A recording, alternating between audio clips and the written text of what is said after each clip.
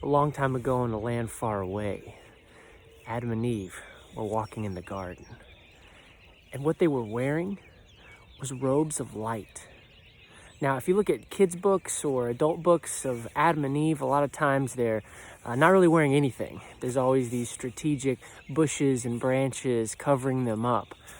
But the Bible's clear that they were wearing robes of light.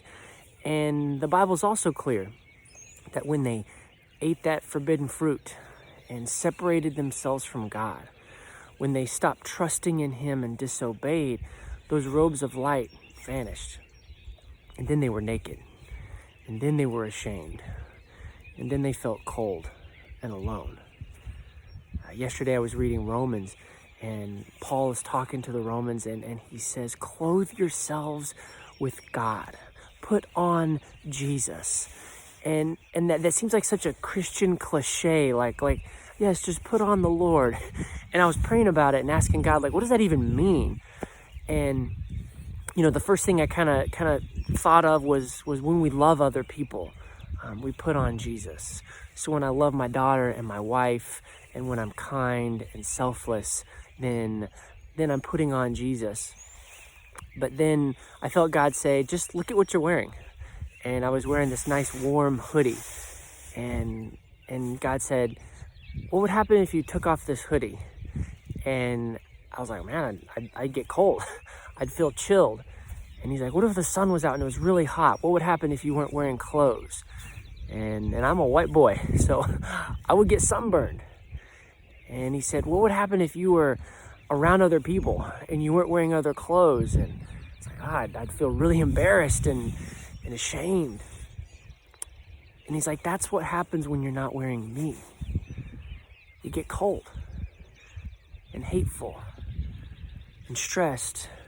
And when you're not wearing me, you feel the heat of the pressure around you, and you get burned, either by other people's rejection or by your failures or by not being good enough.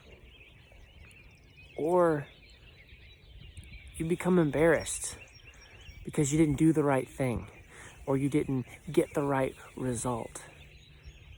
But Grant, when you wear me, I keep you warm and safe from being burned, safe from being frozen, safe from being embarrassed. And there's so many awesome people in the world right now, influencers who are really successful that I've been listening to and watching, and they have so many great principles that they share. But a big part of what they also talk about is you just got to be amazing. You just got to do what I tell you to do.